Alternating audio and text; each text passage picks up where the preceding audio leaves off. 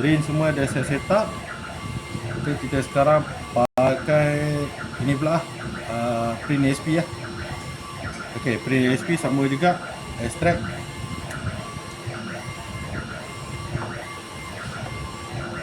Kita tunggu. Ok, so print ASP ni cut, kita pergi di PC local disk ni, ke sini paste. Ni boleh sambil-sambil tu boleh pin lah kalau nak, supaya nanti tak hilang.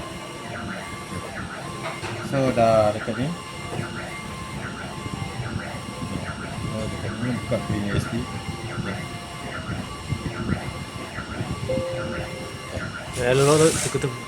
Taruh cepat. Okay, kita dah akan buka. Okay. So ni print ASP.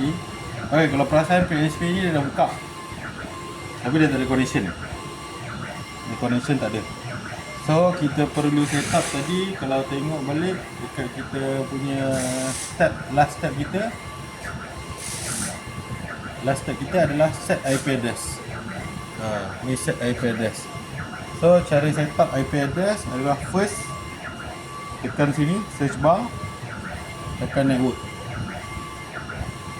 masuk network setting. Okay, so search network, lepas tu pilih change editor setting, change editor option. Okay, so biasa kita akan ambil internet. Ini klik sini, double klik, lepas tu pergi tekan properties, lepas tu tekan kat sini, double klik, lepas tu sini pilih use the following IP address. Okay, ni pause sekejap, aku nombor dah. Ya. Okay, so kat sini masuk 192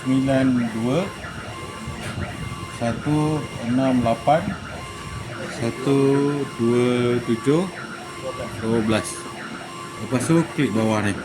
So dah akan keluar dia punya subnet. So dia dah keluar dia punya subnet, semua dah ok. Tekan ok. Tekan ok. Tekan close. Ni pun boleh close. Ni pun boleh close. So sekarang tengok dekat kita punya print ASP tadi, dia dah ada connection. Ni dah ada connection. So dah siap pintu taskbar. Okay.